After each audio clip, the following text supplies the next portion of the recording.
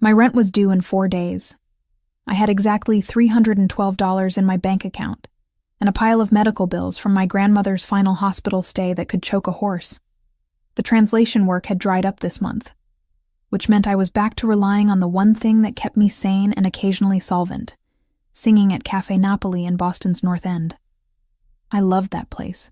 Loved the smell of espresso and garlic, the way the brick walls held decades of conversations, the warmth that seeped into your bones the second you walked through the door. Tuesday nights were mine. I'd stand on the tiny stage in the corner, barely elevated, and sing the old songs my grandmother taught me, Neapolitan songs, the kind that made old Italian men cry into their wine and young couples lean closer together. Tonight felt different the moment I stepped onto that worn wooden platform. The usual crowd was there, familiar faces scattered among the small tables, but there was a tension in the air I couldn't name. Maybe it was just my own anxiety talking.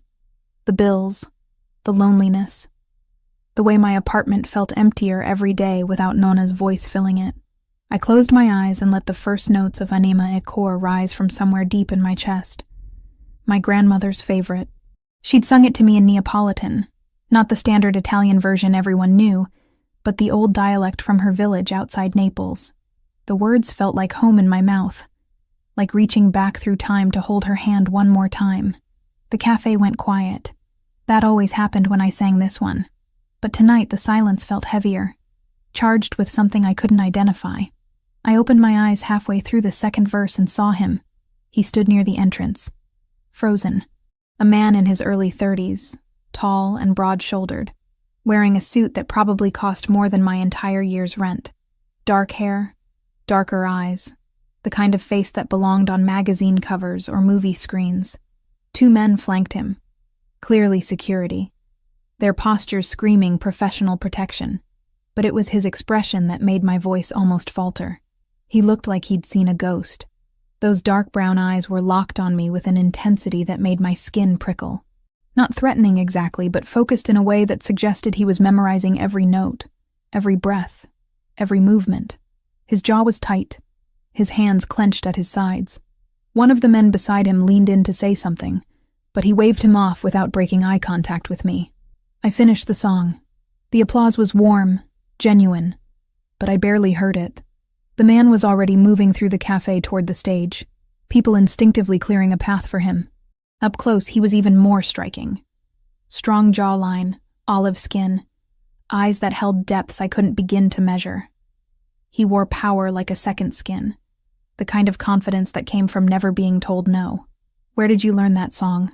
His voice was low, rough around the edges, like he'd been silent for too long and the words hurt coming out.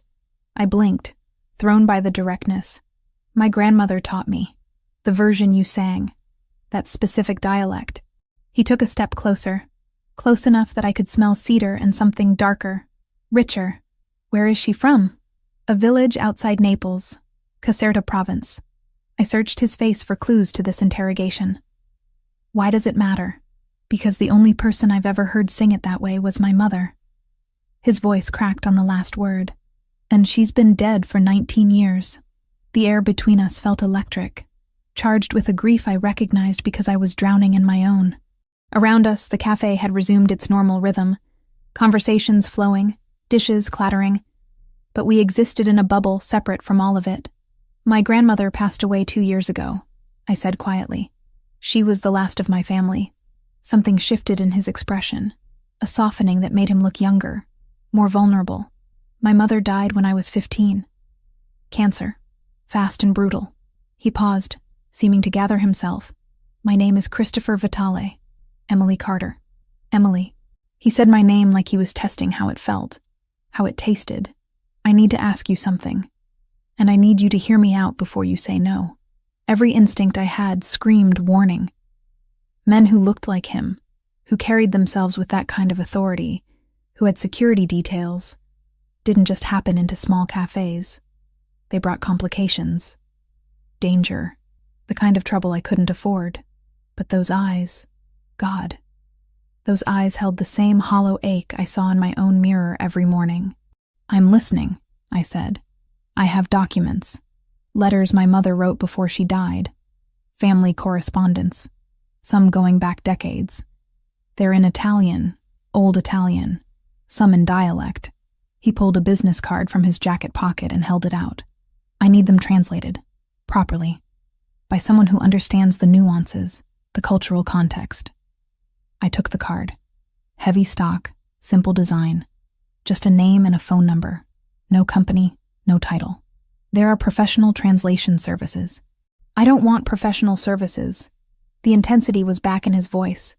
I want someone who treats the words with respect. Someone who understands what it means to hold on to the last pieces of someone you loved. The card felt heavy in my hand.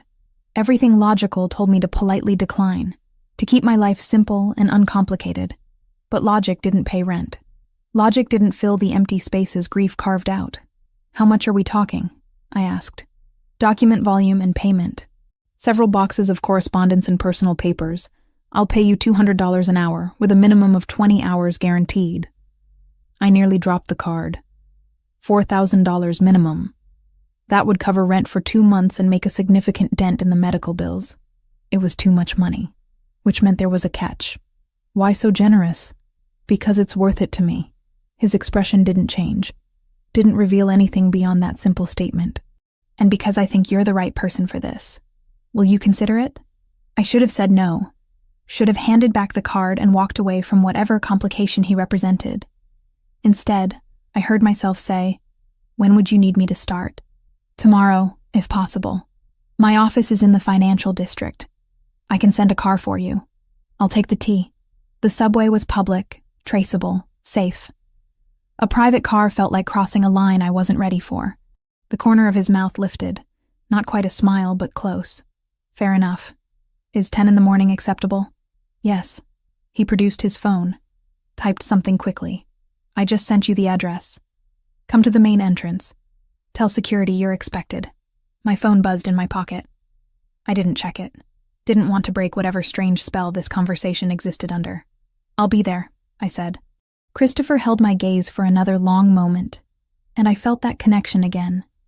That recognition of shared grief and loneliness. Then he nodded once, turned, and walked out of the cafe with his security detail trailing behind. I stood there on my little stage, holding a business card that weighed more than paper should, and wondered what I'd just agreed to. Cafe Napoli resumed its normal chaos around me, but everything felt different now. Changed. Like a door had opened somewhere in my life, and I couldn't see yet whether it led to salvation or disaster. $4,000 minimum. My grandmother's dialect spoken by a stranger's dead mother. Dark eyes that saw too much and promised nothing. I tucked the card into my pocket and tried to ignore the feeling that I'd just stepped off a cliff without checking if there was ground below. Christopher's office wasn't what I expected. I'd imagined something cold and corporate, all glass and steel, but instead I found myself in a converted brownstone that managed to feel both historic and modern. Wood paneling, leather furniture, bookshelves filled with actual books instead of decorative nonsense. The receptionist led me to a second-floor room that had clearly been designed as a library. 3 archival boxes sat on a mahogany table. Christopher stood by the window, looking out at the street below. He turned when I entered, and that intensity from last night was still there, maybe even stronger in the daylight.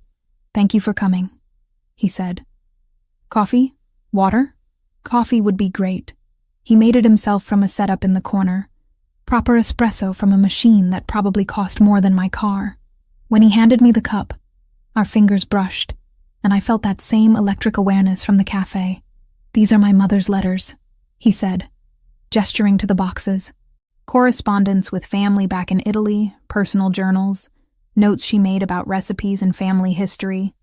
Some are typed, most are handwritten. Her penmanship was better than most people's typing. I set down my cup and opened the first box. The smell hit me immediately.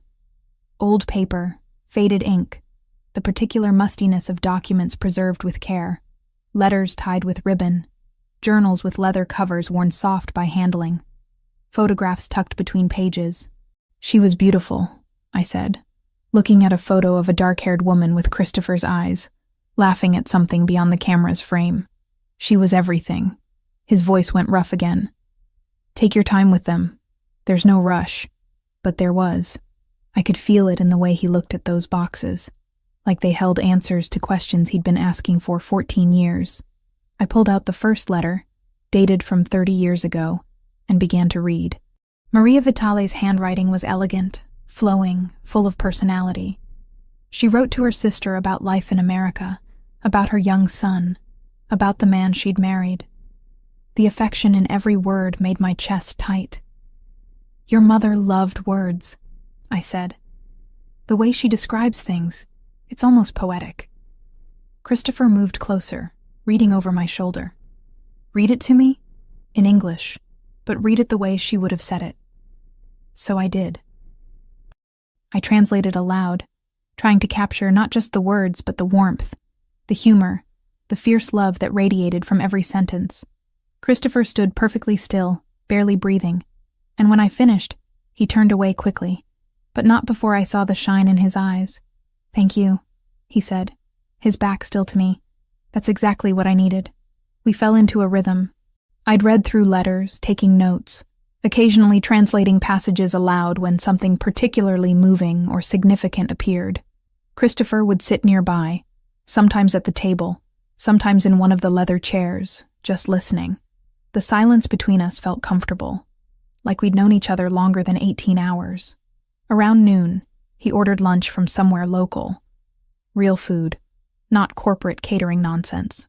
We ate and talked, conversation drifting from translation work to music to the slow process of grief that never really ends, just changes shape. "My grandmother raised me," I told him. "My parents died in a car accident when I was 7. She gave up everything to take me in. Never complained once about the life she lost. I owed her everything. Medical bills," he said. It wasn't a question. "Pancreatic cancer. Fast and brutal, like your mother. By the time they found it, treatment was just buying time." I pushed pasta around my plate. "I'd sell everything I owned to hear her voice one more time. I used to have recordings of my mother singing," Christopher said quietly. "My father destroyed them all after she died. Said keeping them made it harder to move forward. That's cruel. He was a complicated man. Dead now, too. Heart attack when I was 17. I'm sorry. Don't be. We weren't close." He set down his fork, his expression closing off. "Tell me about your grandmother's village, the one in Caserta." We talked for another hour about southern Italy, about the old ways that were disappearing, about language and culture, and the weight of carrying traditions forward when you're the last one left. Christopher knew more about Italian regional history than I expected, spoke about it with a passion that made me curious about his connection to it all. When I returned to the letters that afternoon, I found the one that changed everything. It was tucked near the bottom of the second box, older than most of the others, the paper more fragile. Maria's handwriting looked younger here, less assured. I read through it once silently, my Italian decent enough to catch the general meaning, then read it again more carefully. My hands started shaking. "Christopher," I said, my voice strange in my own ears, "I need you to read this with me." He was beside me in seconds. "What is it?" "Your mother wrote this to someone named Julia. A cousin, I think. It's dated about 40 years ago, before you were born." I pointed to a passage near the middle. "She's talking about a marriage proposal. Someone from Calabria, representing a powerful family there. She refused." "Calabria," his jaw tightened. "The 'ndrangheta." The word hung between us, heavy with implications I was only beginning to understand. I'd heard of the 'ndrangheta, of course. Calabrian organized crime, one of the most powerful criminal organizations in Europe. But hearing Christopher say it like that, with that particular edge to his voice, made connections form in my mind that I didn't want to acknowledge. "She says the family was angry about the refusal," I continued translating, forcing myself to focus on the words, "that they viewed it as an insult. She writes that she's afraid they won't forget, that they might come after her husband's family, after their business interests." Christopher took the letter from my hands, reading it himself. His Italian was clearly fluent, his eyes moving quickly over the text. When he looked up, his expression was harder than I'd seen it, all the softness from earlier conversation gone. "She mentions a traitor," he said. Someone close to the family who might be sympathetic to the Calabrians. Someone with blood ties. I found the passage he meant. Il traditore di sangue. The traitor of blood. Did she name them? I scanned the rest of the letter carefully. No. Or if she did, that page is missing. Look, the next letter is dated 3 months later. Whatever she wrote in between is gone. Christopher stood abruptly, pacing to the window. His shoulders were rigid, his hands clenched. I watched him process this information, saw the way his whole demeanor shifted into something more dangerous, more controlled. This matters, I said carefully. This isn't just family history. No. He turned back to me. Emily, I need to be honest with you about something. The work I do, the business I'm involved in, it's not entirely conventional. I gathered that from the security detail and the vague business card. A flicker of something, maybe amusement, crossed his face. You're observant. I'm not stupid. You want to tell me what's really going on? Not yet. He came back to the table, his focus entirely on me. But I need you to keep translating. All of it. Every letter, every journal entry, every scrap of paper in these boxes. Can you do that? You think there's more about this traitor, about the 'Ndrangheta? I know there is. My mother was careful, deliberate. If she wrote about this once, she documented more. She always said the truth had to be preserved, even when it was dangerous. I should have walked away. Should have recognized the warning signs, the danger implicit in every word he wasn't saying. But I looked at those letters, at Maria's elegant handwriting, at the careful way she'd preserved her truth, and I thought about my grandmother, about the stories she'd made sure I knew, about the importance of remembering. I'll do it, I said, but I want the truth eventually. All of it. You'll have it. Christopher held my gaze.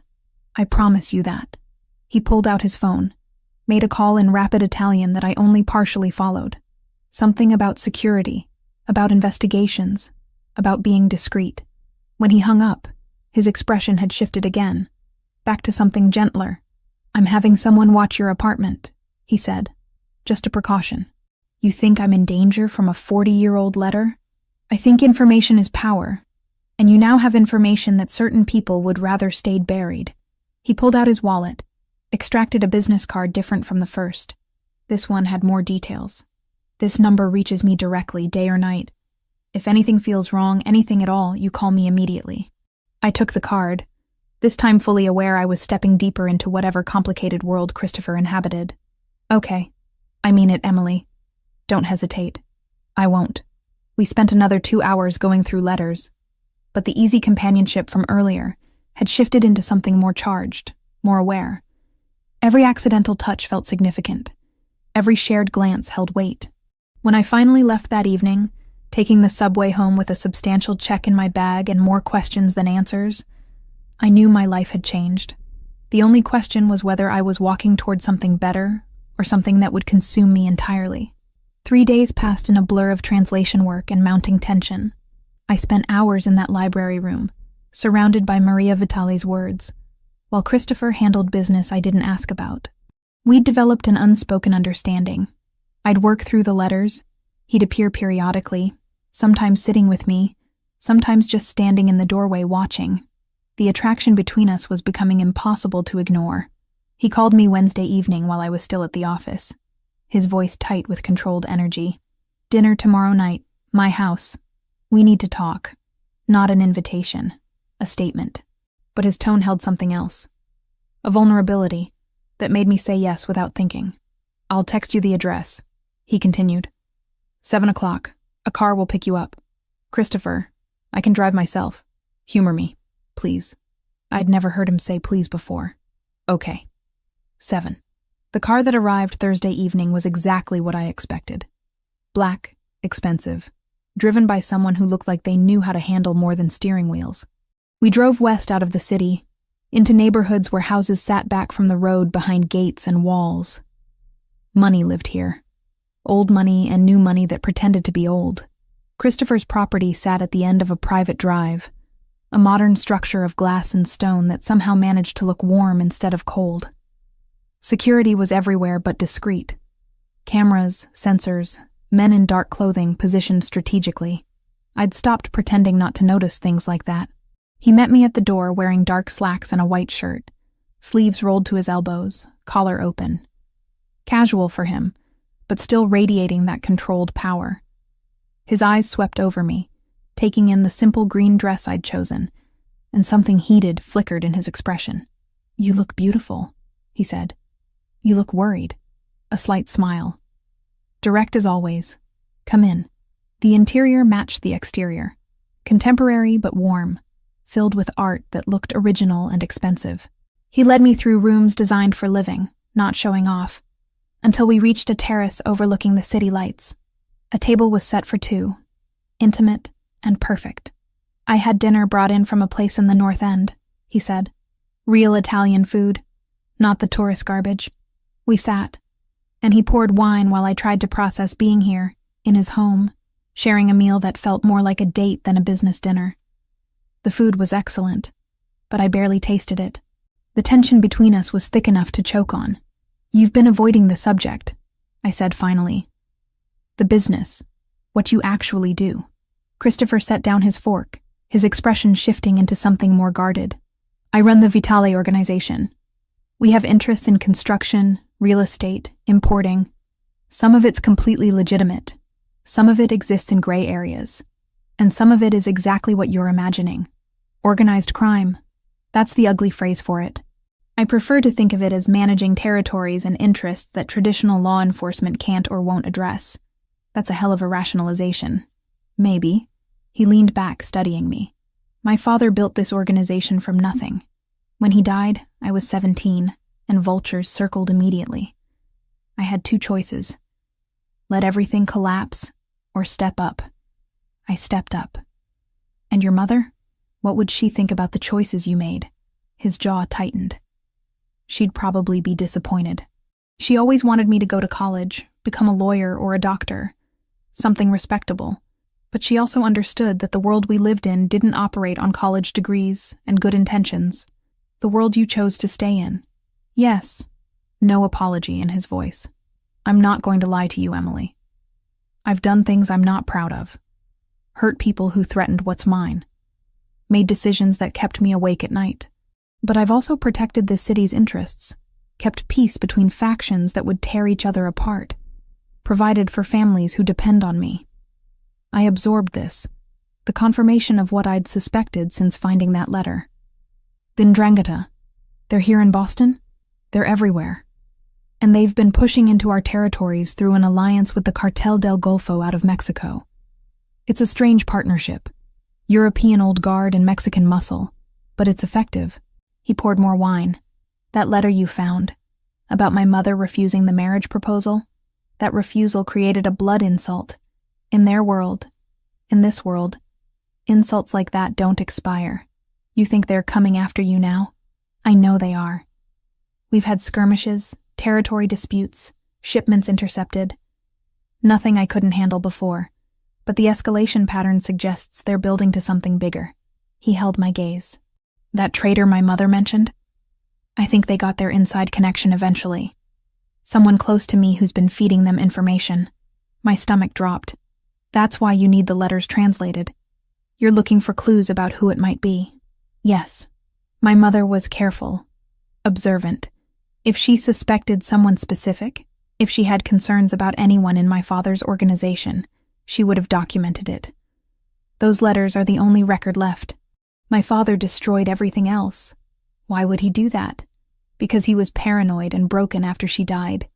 He convinced himself that her concerns, her warnings, had somehow caused her cancer. Magical thinking born from grief. Christopher's voice went rough. I barely remember those last few years with him. He was physically present but emotionally gone. We sat in silence for a moment, the city lights spreading below us like scattered diamonds. I thought about Maria's elegant handwriting, the care she'd taken to preserve her observations, the love that radiated from every word she'd written about her son. "I'll keep translating," I said. "All of it, until we find what you need. Emily, you need to understand what you're agreeing to. If the Ndrangheta or the cartel discover you're helping me, discover you have information they want, they won't hesitate to come after you. You said you'd protect me. I will. With everything I have. But protection isn't the same as safety. I stood, walked to the terrace railing. Boston sprawled before me, beautiful and indifferent to the complications of my life. Behind me, I heard Christopher move, felt him approach until he was standing close enough that I could feel his body heat. Why me? I asked without turning. There are professional translators, people with security clearances and experience with sensitive material. Why offer this to someone you met in a cafe? Because you understood the song. Because when you translated my mother's letters, you treated them like they mattered. Because when you look at me, you see a person, not a threat or an opportunity. His hand touched my shoulder. Gentle. And because from the moment I heard you sing, something in me recognized something in you. I turned to face him. We were inches apart, close enough that I could see the gold flecks in his dark eyes, the small scar above his left eyebrow, the way his pulse beat at his throat. This is a terrible idea, I whispered. Probably the worst I've ever had. I should walk away. Go back to my small, safe, boring life. You should. His hand came up to cup my face, thumb brushing my cheekbone. But you won't. You sound certain. I am. Because you're as drawn to this as I am. Whatever this is. He was right, and we both knew it. The attraction had been there from the first moment, immediate and undeniable. But it was more than physical. It was recognition, connection, the meeting of two people who understood loss and loneliness and the desperate need to matter to someone. When he kissed me, it felt inevitable. His lips were firm, demanding, but there was tenderness underneath the hunger. I responded without thinking, hands fisting in his shirt, pulling him closer. The kiss deepened, became something urgent and consuming. We barely made it inside. Clothes shed between kisses, hands exploring, learning. His bedroom was as carefully designed as the rest of the house. But I barely noticed. All I could focus on was him. The way he touched me like I was precious and necessary. The way he whispered my name like a prayer. Afterward, we lay tangled together. His arm around me, my head on his chest. I could hear his heartbeat, strong and steady. Feel the rise and fall of his breathing. Stay tonight, he said into the darkness. Please. I should have said no. Should have maintained boundaries. Kept this professional. Instead, I pressed closer and said, okay. His arm tightened around me, and I felt him relax in a way I suspected he rarely allowed himself. Outside, security patrolled and cameras watched. Inside, for this moment, we were just two people who'd found something unexpected and necessary in each other. Tomorrow would bring complications, questions about what this meant, what I was becoming by choosing to stay in his world. But tonight, held in the arms of a man who saw me completely and wanted me anyway, I let myself just be. The next 3 weeks became a careful dance between my old life and the new one I was building with Christopher. I still sang at Cafe Napoli on Tuesday nights, still paid my bills from my own account, still maintained the illusion of independence. But I spent most days at his office, surrounded by Maria's letters, searching for patterns in words written decades ago. Christopher gave me space to work but checked in regularly. Sometimes he'd bring coffee. Sometimes he'd sit and listen while I translated passages aloud. Sometimes he'd just stand in the doorway watching me with an intensity that made my skin warm.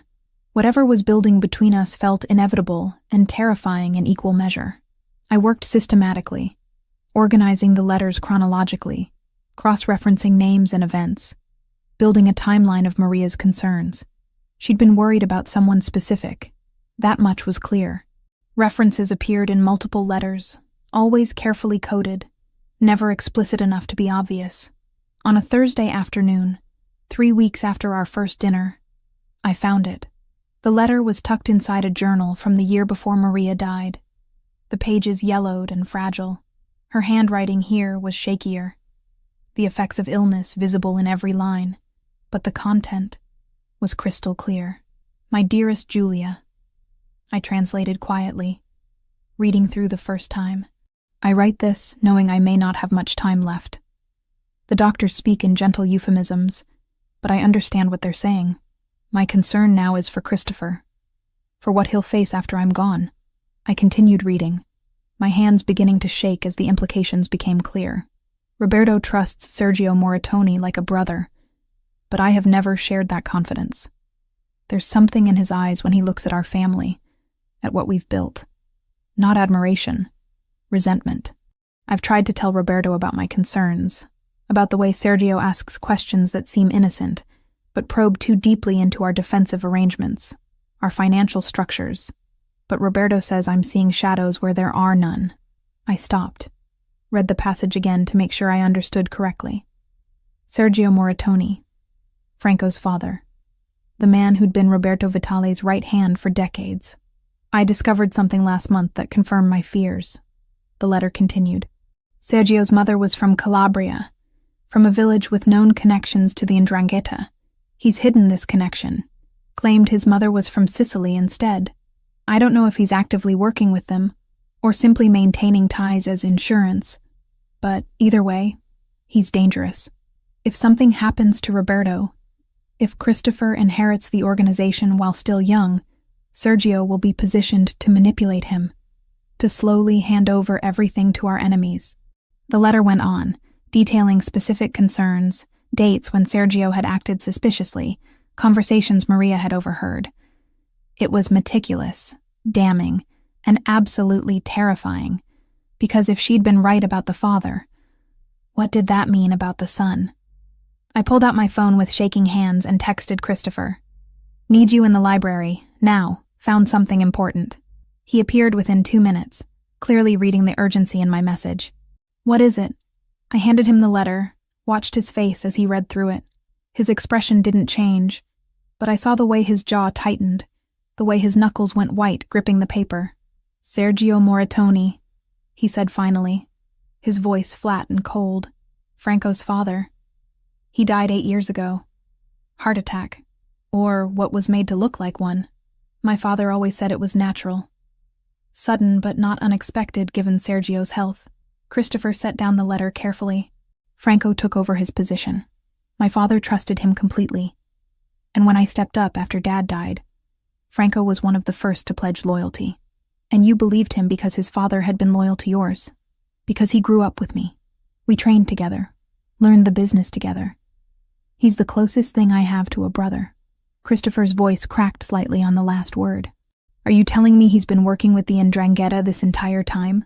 I'm telling you what your mother believed about his father.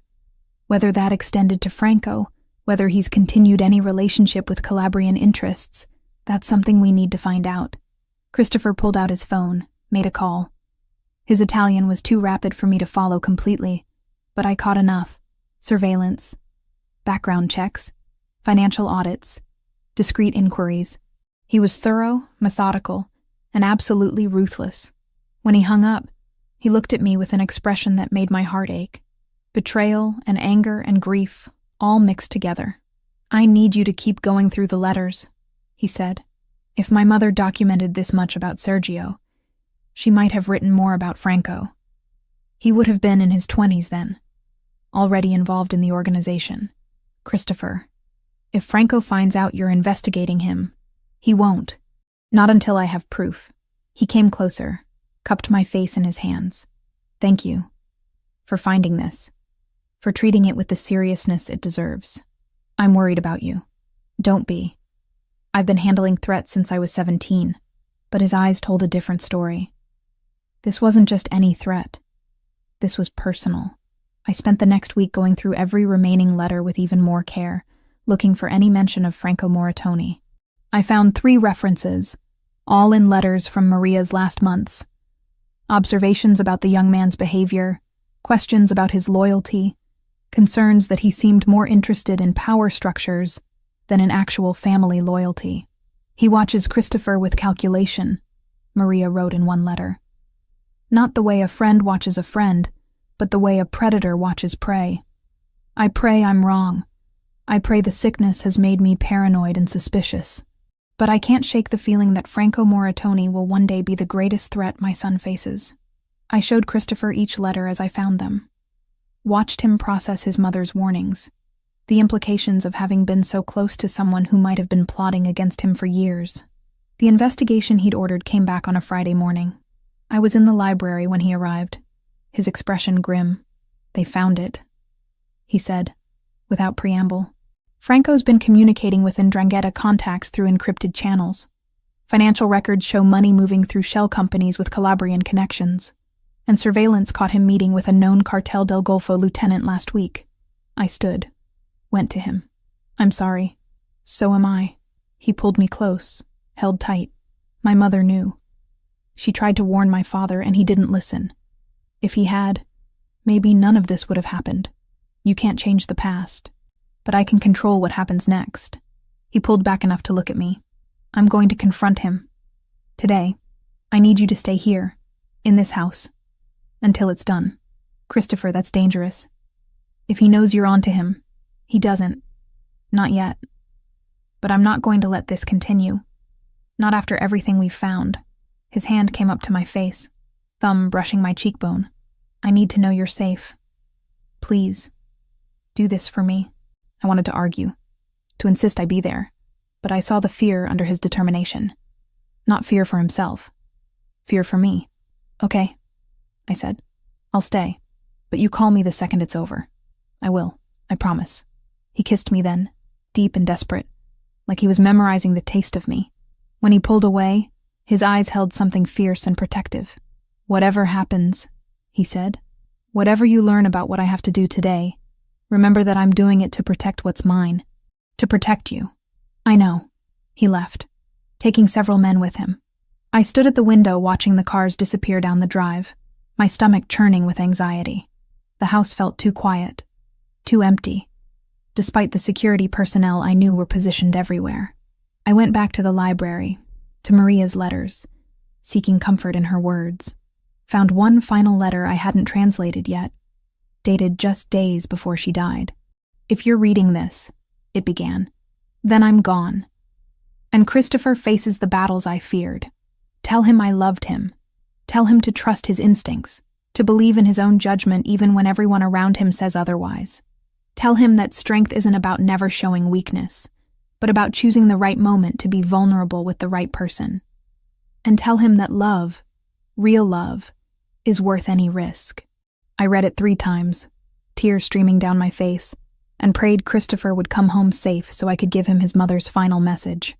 Christopher returned 3 hours later. I heard the cars before I saw them, ran to the entrance hall just as he walked through the door. He looked exhausted, older somehow, but unharmed. Relief flooded through me so intensely I almost collapsed.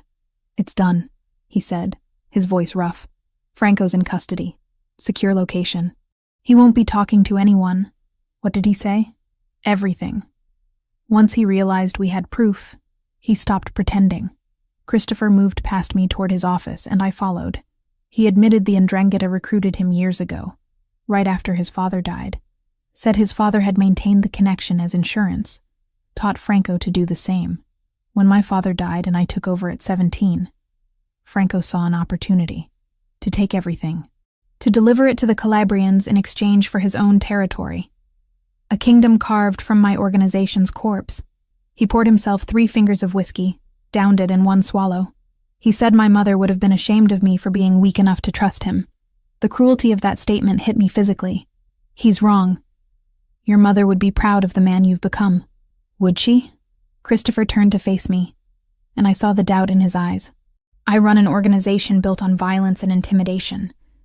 I've ordered people hurt, killed, destroyed. What's there to be proud of? You protect people. You maintain order in a world that would tear itself apart without someone strong enough to hold the line. I moved closer, and you showed mercy when you could have chosen revenge. Mercy. He laughed bitterly. Franco's going into permanent exile. Every resource he has, every connection, every dollar, it's all gone. He'll live the rest of his life knowing he lost everything. That's not mercy, Emily. That's torture. It's not execution. That matters, does it? Because right now I feel like putting a bullet in him would be kinder than what I'm doing. I understood then what was really eating at him. Not the betrayal itself, but the choice he'd made in response to it. The choice he'd made because of me. You spared him because you thought it's what I wanted, I said quietly. I spared him because you made me believe I could be different than my father, different than the men who came before me. He set down the glass. But maybe that's weakness. Maybe that's exactly what gets people killed in this world. Or maybe it's evolution. Maybe it's choosing to be better when you have the power to be worse. You don't understand what you're asking of me. The world I operate in doesn't reward mercy. It sees it as vulnerability, as an opening to exploit. Then change the world. You're powerful enough to do it. Am I? His laugh was harsh. Emily, the only reason the Ndrangheta and the cartel haven't already overrun my territory is because they know I'm willing to do whatever it takes. That I'll burn everything to ash before I surrender. The moment I show weakness, the moment I hesitate, they'll come for everything, including me. The words hung between us, heavy with implication. Christopher's expression shifted, the anger draining away to reveal something more vulnerable underneath. Yes, he said finally, including you. Franco made sure they know about you, about the letters, about everything you've helped me discover. You're a target now, Emily. A way to hurt me. The reality of that settled over me like ice water. I'd known intellectually that I was in danger, but hearing it stated so baldly made it real in a way I couldn't ignore. So what do? I asked. Hide here forever? Give up my life, my apartment, everything I built? I have a safe house in Montreal. Clean identity, enough money to start over, security that would keep you protected. You could be on a plane tonight, out of reach before anyone knew you were gone. Is that what you want? What I want doesn't matter. Your safety does. That's not an answer, Christopher. He moved toward me, stopping just close enough that I could feel the tension radiating from him. What I want is to keep you here, in my house, in my bed, in my life. What I want is to wake up with you every morning and fall asleep with you every night. What I want is to build something with you that isn't based on danger and necessity. His voice dropped. But wanting something doesn't make it safe or smart. So you're asking me to choose. Leave and be safe, or stay and be with you. I'm giving you the option I should have given you weeks ago. A real choice, without pressure or manipulation. If you want to go, I'll make sure you're protected, provided for, safe, and I'll let you go completely. No strings, no obligations. I studied his face, seeing the pain this offer cost him. He meant it. He'd let me walk away, disappear, build a new life somewhere far from his complicated world. All I had to do was say yes. Can I ask you something first? I said. Anything. Do you love me? The question clearly caught him off guard. His carefully controlled expression cracked, showing raw emotion underneath. Yes, he said roughly. From the moment you sang that song, maybe before I even consciously knew it. Yes, I love you. Then here's my answer. I closed the distance between us. Took his face in my hands. I'm staying, not because I don't have other options, not because I'm trapped or afraid. I'm staying because I love you too. And I choose this. I choose you, Christopher. Whatever that means. Whatever it costs. Emily, you need to understand what you're agreeing to. This isn't a fairy tale. There's no guarantee of a happy ending. I don't need guarantees. I need honesty. I need you to include me in decisions that affect my life. I need you to stop trying to protect me from the truth of your world and trust me enough to be a real partner in it. A partner. Yes. Not a possession to be guarded. Not a weakness to be hidden away. A partner who understands what you do, who you are, and chooses to stand beside you anyway. Christopher searched my face, looking for doubt or fear or hesitation. I let him see everything.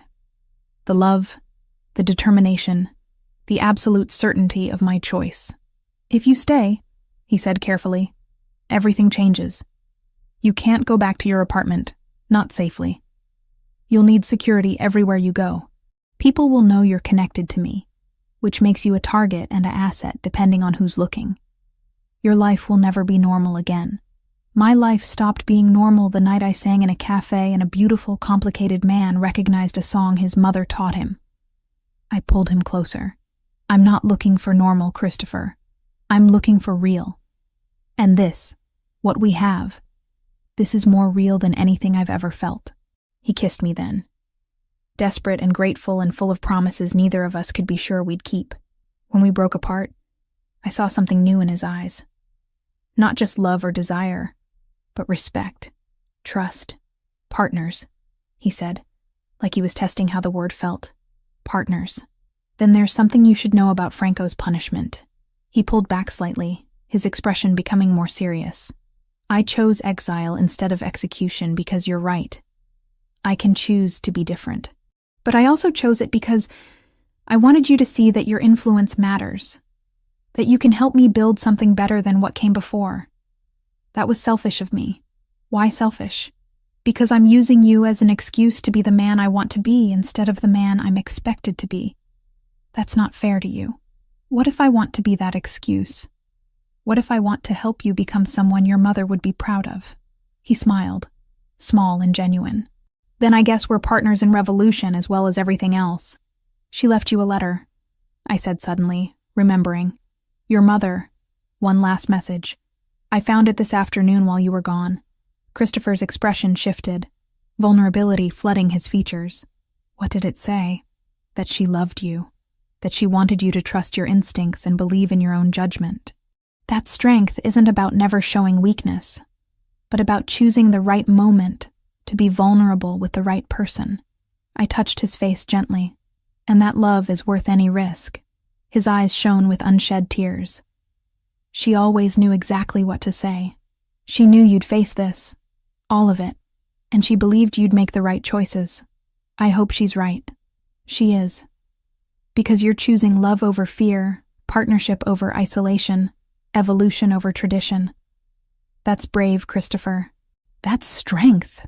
He held me close, and I felt the tension finally drain from his body. Outside, security patrolled and threats waited. Inside, we'd found something worth protecting, worth fighting for, worth the risk of everything. Stay with me tonight, he said against my hair. Tonight and every night after. That's the deal. Best deal I've ever made. We stood there in his office, holding each other as evening turned to night. Two people who'd found something extraordinary in the most unlikely circumstances. The danger wasn't gone. The threats hadn't disappeared, but we'd face them together now, as partners, as equals, as two people who chose love even when safer options existed. And somehow, that made everything else bearable. 4 days passed in careful tension.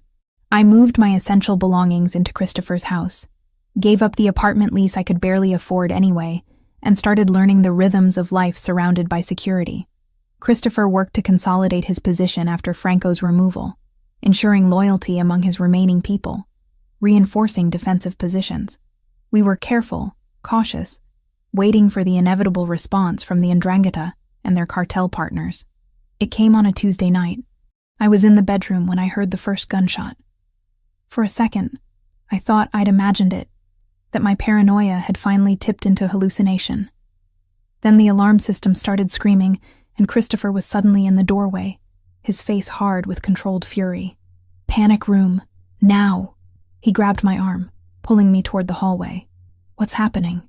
They're hitting the house. Coordinated assault. At least 20 men. He pressed his palm against a hidden panel, and a section of wall slid open, revealing a narrow staircase descending into darkness. Down. All the way to the bottom. Door locks automatically from inside. More gunfire erupted, closer now. I heard shouting in Spanish and Italian, the distinctive crack of automatic weapons.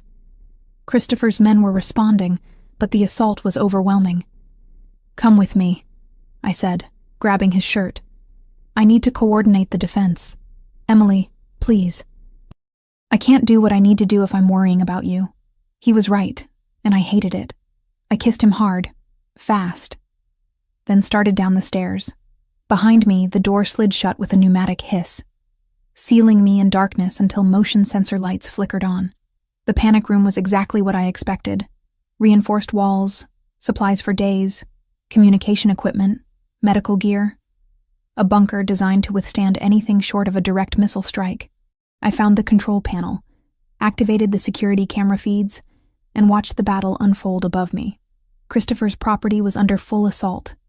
Men in dark tactical gear poured through breaches in the perimeter, met by Christopher's security forces. Muzzle flashes lit the darkness like lightning. Bodies fell on both sides. It was brutal, efficient, and terrifying. I found Christopher on one of the interior cameras, coordinating from his office, phone pressed to his ear while gunfire rattled outside. He looked calm, focused, completely in control. Then I saw him flinch, his free hand going to his left shoulder. Blood spread across his white shirt. "No," I whispered, watching him continue giving orders even as he bled. "No, no, no." He was hit but still fighting, still leading. The realization of what that meant, how close he was to dying while I hid safe below, made something break inside me. I couldn't do this. Couldn't sit here watching while he bled out upstairs. The panic room door was designed to lock from inside for maximum security, but there was an emergency override, hidden behind a panel, meant for situations where someone needed to exit during an active threat. I found the manual, read through the instructions with shaking hands. It took 3 minutes to bypass the electronic lock, 3 minutes of listening to gunfire and watching Christopher grow paler on the security feed. The moment the lock disengaged, I grabbed the medical kit and ran up the stairs. The house was chaos. Smoke filled the hallways. Glass crunched under my feet. Bullet holes pocked the expensive walls. I heard fighting nearby, men shouting, the crack of gunfire. I ignored it all, focused only on reaching Christopher. I found him in a corridor leading to his office, still on his phone, still giving orders. His left shoulder was soaked with blood, his face pale but determined. When he saw me, his expression shifted from shock to fury. "What the hell are you doing up here? Saving your stubborn life." I dropped to my knees beside him, pulling open the medical kit. "You've been shot." "I'm aware." "Emily, you need to get back to the panic room." "Shut up and let me work." I cut away his shirt, assessed the wound. Through and through, clean entrance and exit. But he was losing blood fast. I grabbed gauze and pressure bandages, working with hands that shook but held steady enough. Christopher made a sound between a laugh and a groan. "You're impossible. You're one to talk." I applied pressure to the wound and he hissed. "Sorry." "Don't be. Just hurry." I packed the wound as best I could, wrapped it tight enough to slow the bleeding. It wasn't pretty, but it would keep him alive until we could get proper medical attention. Around us, the gunfire was lessening, becoming more sporadic. Either Christopher's men were winning, or we were about to be overrun. "Tell me you're okay," I said, meeting his eyes. "I'm okay. Thanks to you." He cupped my face with his good hand. "You were supposed to stay safe." "I was. But then I watched you bleeding on camera and realized safe doesn't mean anything if you're not there." I helped him stand, taking some of his weight. "Can you walk?" "Yes, my office. We need to coordinate the cleanup." We made it the 20 feet to his office, Christopher leaning on me more than he wanted to admit. Inside, 3 of his men were positioned at the windows, weapons ready. One of them, a man named Luca, who I'd met a few days ago, rushed over to help. "Boss, you're hit." "I'm aware. Status?" "We've repelled the main assault. 12 hostiles down, 6 captured, the rest retreated. We lost 4 men, 3 more wounded." Luca's voice was professional, but I heard the anger underneath. They used Franco's intelligence, knew our security protocols, our blind spots. Franco's last betrayal. Christopher sat heavily in his chair. "Make sure our wounded get medical attention first. The hostiles we captured, I want them secured and alive. We need information." "Already done, boss." "Good." Christopher's eyes closed briefly. "Damage assessment?" "Significant. Perimeter sensors destroyed, 3 vehicles disabled, structural damage to the east wing. But the house is secure, and we've reinforced all entry points." I stood beside Christopher, my hand on his good shoulder, feeling his tension and pain radiate through both of us. He was running on adrenaline and will, but that wouldn't last forever. "You need a doctor," I said quietly. "Later. First we secure everything." "Christopher." "Emily." He looked up at me, his eyes fierce. "I need you to trust me on this. If I show weakness now, if I let them see me as vulnerable, it undermines everything. 10 more minutes, Please. I understood what he was asking. In his world, leadership meant strength, even when you were falling apart. Showing vulnerability at the wrong moment could be fatal. 10 minutes, I agreed. Then you're getting proper medical attention even if I have to hold you down myself. The corner of his mouth lifted despite everything. Deal. Those 10 minutes were the longest of my life. Christopher gave orders, coordinated security improvements, spoke to his men with a strength that defied his injuries. I stayed beside him, silent support, ready to catch him if he fell. When his personal doctor finally arrived, an older man named Caruso who clearly had experience with these situations, Christopher let himself show the pain. Dr. Caruso examined the wound, gave Christopher something for the pain, and began proper treatment. You're lucky, Caruso said, working efficiently. Another inch to the right and this would have hit your subclavian artery. You'd have bled out in minutes. Good to know my luck is holding. Christopher's voice was strained but steady. I held his hand through the treatment, through the stitching and bandaging, through the moments when pain made his grip tighten until my bones ached. When it was finally done, Dr. Caruso packed up his supplies. Rest for at least a week. That shoulder needs time to heal properly. I'll check on you tomorrow. He looked at me. Make sure he actually rests. He's terrible at following medical advice. I'll chain him to the bed if necessary. Caruso smiled. I believe you would. After he left, after Luca reported that everything was secured and guards were in place, after all the immediate crisis had passed, Christopher finally let himself collapse. Not physically, not where his men could see, but emotionally. The weight of the attack, the losses, the close call, it all crashed down at once. I held him while he processed it. This strong, dangerous man who'd just fought off an army but couldn't fight off the human need to feel and grieve. We sat in his office surrounded by the evidence of violence, holding each other while the house settled into wary silence. They'll come again, he said finally. This was just the opening move. I know. You should have stayed in the panic room. You could have been killed. So could you. I made my choice, Christopher. I'm not going to hide while you bleed. I'm starting to understand that. He pulled back enough to look at me, and I saw something new in his expression. Not just love or desire, but genuine partnership. Recognition that I wasn't going to be protected or sheltered, but would stand beside him through whatever came. You're terrifying, you know that? Says the man who just fought off 20 armed men with a gunshot wound. That's different. That's my job. This is mine. Taking care of you. Making sure you survive long enough to build the life you deserve. He kissed me softly, carefully, his good arm pulling me close. Our life. The one we're building together. Yes, our life. Outside, dawn was beginning to break, painting the damaged grounds in shades of gray and gold. We'd survived the first real test, but more would come. The Ndrangheta and the cartel wouldn't stop with one failed assault.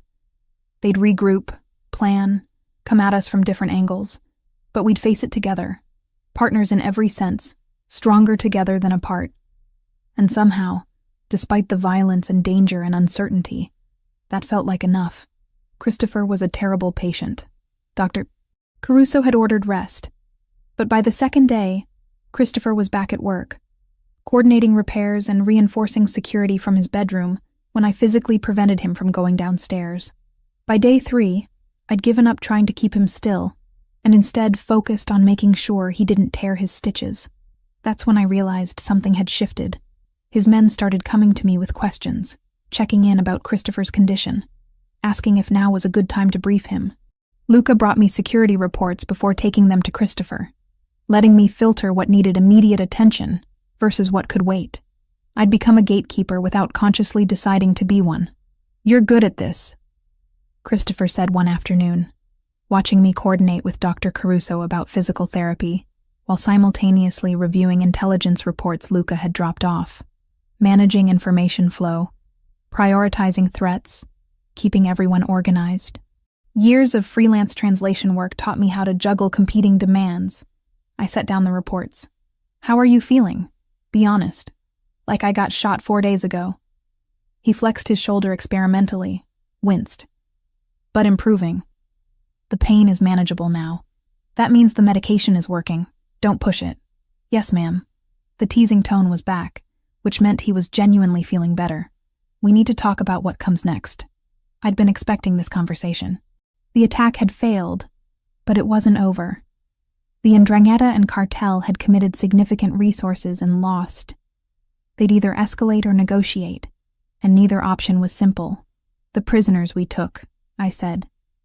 What have they told you? Not much at first, but one of them broke yesterday. Low-level cartel soldier, scared out of his mind once he realized he was going to survive. Christopher pulled up a tablet, showed me notes. He confirmed the Ndrangheta and Cartel del Golfo are working together, but the relationship is strained. The Calabrians want Boston territory for themselves. The Mexicans want access to East Coast distribution networks. It's an alliance of convenience. Which means it's vulnerable. Potentially. But it also means they're desperate enough to work with people they don't particularly like, which makes them unpredictable. He scrolled through more notes. The soldier said there's talk of a negotiation, a sit-down to discuss terms. They're hurting too. Lost a lot of men in the assault. Spent resources they can't easily replace. Do you trust that? Not even slightly. But I'm willing to hear what they have to say. He set down the tablet. That's where you come in. Me? The meet will likely involve Italian and Spanish speakers. I'll have people there, obviously. But having you as a translator gives us an advantage. You'll pick up on nuances, cultural subtext, things that might get missed otherwise. The idea of sitting at a table with people who just tried to kill us should have terrified me. Instead, I felt a surge of purpose. This was what partnership meant. Not hiding behind Christopher's protection, but using my skills to help him navigate dangerous waters. When? I asked. Tomorrow night. Neutral territory. A restaurant in the theater district that's owned by someone with connections to all sides. Heavy security presence, strict weapons protocol. He studied my face. You don't have to do this. I can bring in a professional translator. No. I want to do this. I need to do this. I met his eyes. They tried to kill us, Christopher. I need to see them, understand them, know what we're up against. He nodded slowly. Then we do it together. The next evening, I dressed carefully. Professional but not submissive. Elegant but not flashy. Christopher wore a dark suit that concealed the bandaging on his shoulder. Moved with only the slightest stiffness to suggest injury. We looked like exactly what we were. People who'd survived an assassination attempt and came back stronger. The restaurant was beautiful in a way that felt deliberately neutral. Italian design, Mexican art, ambiance that could accommodate either culture without favoring one. We were led to a private room in the back where security had already been established. Christopher's men flanked the doors, matching numbers from the other sides. 2 men waited at the table. The first was older, maybe 60, with the weathered face and calculating eyes of someone who'd survived decades in a brutal business. He wore an expensive suit and an expression that gave nothing away.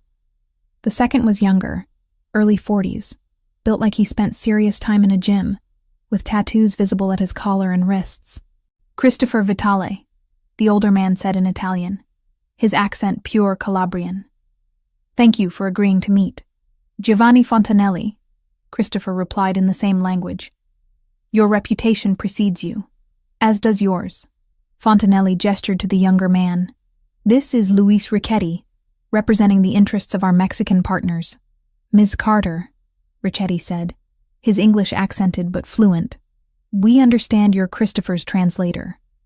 Also his companion. Interesting combination. I'm capable of being both, I said evenly. Clearly. You survived our assault. Impressive. Your assault failed, Christopher said, switching to English for Richetti's benefit. Let's be clear about that before we discuss anything else. You came at us with overwhelming force and were repelled. You lost 12 men. We lost 4. The math isn't in your favor. Fontanelli smiled thinly. Which is why we're here discussing peace, rather than preparing for another assault. We underestimated your defensive capabilities, Christopher. That won't happen again. Is that a threat or an admission? Both. Fontanelli leaned back in his chair. Here's the situation. We want access to Boston's port operations and distribution networks. You want to maintain control of your territory. These goals are mutually exclusive unless we find accommodation. Accommodation implies compromise. What are you offering? Richetti pulled out a tablet, brought up a map of Boston and surrounding areas. We propose a division. North End remains yours, completely. Financial District, yours. West Side territories, shared operations with profit splits. South Boston and dock access. Joint management with oversight committees. I translated the Italian portions for Christopher, as Fontanelli added details, watching both men carefully. Fontanelli was confident, controlled, playing this like a business negotiation. Richetti was harder to read, more aggressive in his body language, but deferring to the older man on strategy. You're asking for a third of my territory and half my port operations, Christopher said. In exchange for what? Not killing me? That's not a deal, that's extortion. In exchange for peace, Fontanelli corrected. And for information about other interested parties. You're not the only one dealing with expansion pressures, Christopher. The Yakuza Yamaguchi-gumi have been making inquiries about East Coast operations. The triads have similar interests. Right now, we're competing with you, but we could be allied against them. That got Christopher's attention. I saw the calculation in his eyes, weighing the threat of known enemies versus unknown ones. Keep talking. They negotiated for 2 hours. Territories, profit percentages, operational protocols, security arrangements. I translated constantly, switching between Italian, Spanish, and English as needed, picking up on subtext and cultural nuances that affected meaning. Fontanelli was a skilled negotiator, never giving ground easily but willing to compromise on details. Richetti was more impatient, more interested in concrete gains than long-term stability. By the end, they'd outlined a framework. Not a complete agreement, but enough to establish temporary peace while details got worked out. Christopher would maintain primary control of Boston, but with carved-out areas where the Ndrangheta and cartel could operate. Profit sharing on certain operations, joint security on others. Clear boundaries that everyone agreed to respect. There's one more condition, Christopher said as they prepared to finalize the framework. Franco Moratoni remains in exile. He doesn't come back, doesn't get reinstated, doesn't receive any consideration from any party. He's done. Fontanelli and Richetti exchanged glances. Franco was useful, Fontanelli said carefully. Franco was a traitor who played all sides. If you think you can trust him more than I could, you're welcome to try. But not in my city. Not where he can hurt my people again. Agreed, Fontanelli said after a moment. Franco stays gone. They shook hands, all three of them, sealing an agreement built on mutual exhaustion and pragmatic self-interest. Not friendship, not even trust, but recognition that continued war benefited no one. As we left the restaurant, Christopher's arm around my waist, I felt the tension of the past weeks finally begin to ease. We'd survived assassination, betrayal, and war. Now we had peace, fragile and complicated, but real. You were remarkable in there, Christopher said once we were in the car. The way you caught those linguistic nuances, the cultural references Fontanelli used, the subtext in Richetti's phrasing. You gave me information they didn't even know they were revealing. That's what good translation is. Not just words, but meaning and context. You're more than a translator, Emily. You're a strategist, an analyst, a negotiator in your own right. He pulled me closer. My father never had anyone like you. He negotiated from strength and intimidation, never understanding that real power comes from information and intelligence. Your mother would have understood. She would have loved you. His voice went soft. Thank you. For everything. For staying. For fighting beside me. For being exactly what I needed even when I didn't know I needed it. I kissed him gently, mindful of his healing shoulder. Partners, remember? That's what we agreed to. Partners, he repeated, and smiled. Best decision I ever made. We drove home through Boston's glittering nightscape. Two people who'd found each other in impossible circumstances and built something stronger than either of us could have managed alone. The road ahead was still uncertain, still dangerous, but we'd face it together.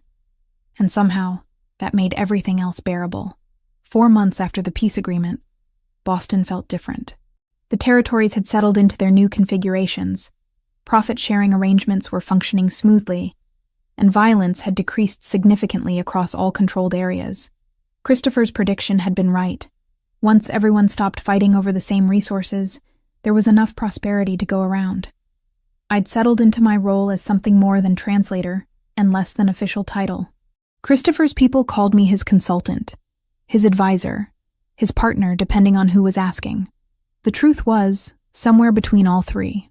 I translated for important meetings, yes, but I also analyzed intelligence reports, consulted on business decisions, and helped Christopher navigate the increasingly complex legitimate operations he was developing, because that was the other change. Christopher had started the slow, careful process of transitioning away from purely criminal enterprises into legitimate businesses. Real estate development, technology investments, import businesses that actually imported legal goods. It would take years, maybe decades, to fully separate from the underground operations that had built his empire. But the direction was clear, and the organization was adapting. We'd moved into a new house together, one without bullet holes in the walls, on a quiet street in Brookline where security could be maintained without being obvious.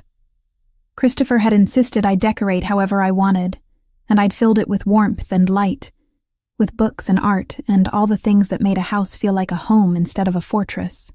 On a Saturday afternoon in early spring, Christopher found me in what I'd claimed as my office, surrounded by documents for a legitimate shipping company we were in the process of acquiring. "I need to show you something," he said. "Get your coat." Mysterious. Should I be worried? No. Just trust me. We drove west out of the city, past the suburbs into countryside that still existed if you knew where to look. Eventually, Christopher turned onto a narrow road that led to a small cemetery, old and well-maintained, surrounded by trees just beginning to show spring green. He parked and led me through the graves until we reached one with a simple headstone. Maria Vitale, beloved mother, with dates that confirmed she'd been only 43 when she died. Fresh flowers already sat in the vase, which meant Christopher had been here recently without telling me. "I come here sometimes," he said quietly. "When I need to think, when I need perspective. I haven't brought anyone with me since my father died." I took his hand, squeezed gently. "Thank you for bringing me now. I wanted you to meet her. Properly, I mean. Not just through her letters." He pulled something from his jacket pocket, a worn photograph protected in plastic. Maria Vitale at maybe 30, laughing at the camera, holding a small boy who had to be Christopher. The resemblance was startling. "She was beautiful," I said. "She was everything good about my childhood. The person who made me believe the world could be kind, that love mattered more than power." His voice roughened. "I spent years after she died trying to prove I didn't need that. That strength was enough. And now I know she was right all along. Love is worth the risk, worth the vulnerability, worth building a life around." He turned to face me fully. "You taught me that, Emily. You and her letters. Her final message. She told me to find the right person to be vulnerable with, and I did." My throat tightened with emotion. "I'm glad I could help you find your way back to her wisdom." Christopher knelt beside his mother's grave, and I knelt with him. He touched the headstone gently, reverently. Then, to my surprise, he began to sing, quietly in Italian, the opening lines of Anima e Cor. I joined him on the second verse, our voices blending in harmony the way I imagined Maria and Christopher had sung together when he was young. The melody carried through the cemetery, beautiful and mournful, and full of love that death couldn't diminish. When we finished, Christopher had tears on his face. He didn't bother wiping them away.